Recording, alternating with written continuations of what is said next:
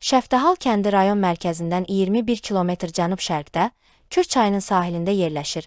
Ərazisi 1207 hektardır. Kənd əhalisi əsasən əkinçilik, heyvandarlıq, baramaçılıq, balıqçılıq, meyvəçilik ilə məşğuldur. Yaxın keçmişdə kənd Şəftəxal adlanırdı. Uzun illər Əlvənd icmasının tərkibində yerləşən yaşayış məntəqəsinin tarixi və adının mənası haqqında dəqiq məlumat yoxdur. Kəndin adına 1886-cı ilin kənd təsərrüfatının siyahıya alınma sənədlərində rast gəlinir. Şəftəxal Seyidlər kəndinin bir məntəqəsi kimi sənədlərdə qeyd edilmişdir. Şəftəxal 1935-ci ildən yeni yaradılan Zərdab rayonunun kəndidir. Kəndin adına ötən əsrin 30-cu illərinin sonlarına aid sənədlərdə də rast gəlinir.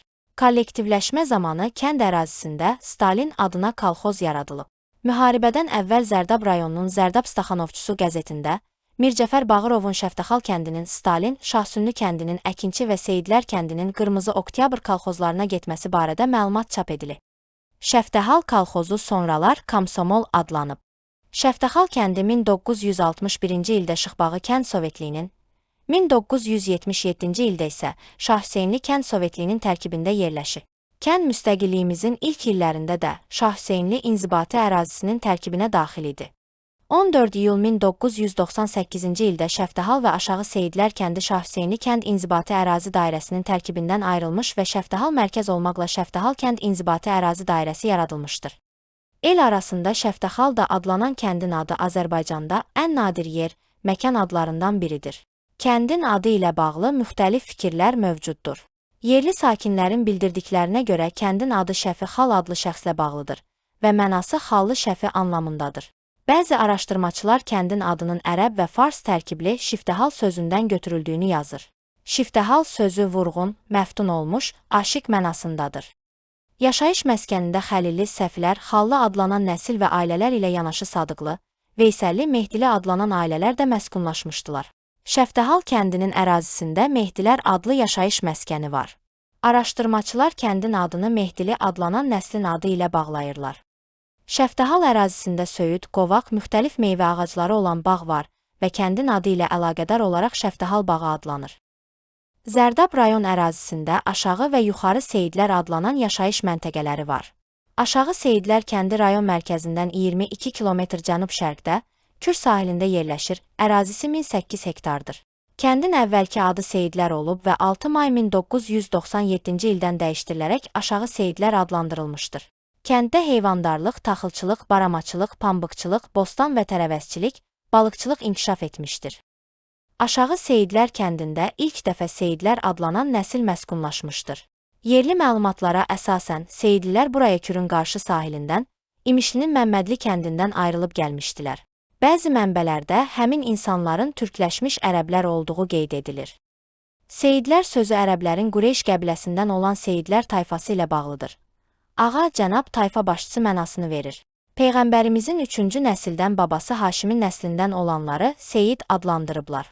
Haşimin nəslindən olanlara Haşimilər və ya Bəni Haşim də deyilir.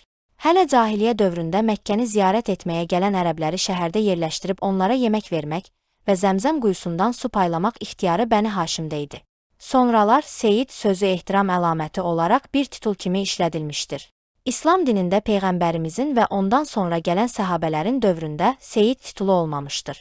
Seyidlər sonralar Peyğəmbərin nəslindən olan adamlara bir fəxri təxəllüs kimi verilmişdir. Keçmişdə Ərəbistandan gələnlərin bir hissəsi Azərbaycanda da məskunlaşmışdılar. Mənbələrin verdikləri məlumatlara görə Seyidlər tayfasının nümayəndələrinin Azərbaycana gəlmələri Səfəvi hakimiyyəti dövrünə təsadüf edir. Azərbaycan ərazisində yerləşən bəzi yaşayış məntəqələrinin adındakı Seyid kəlməsi də buradan yaranmışdır.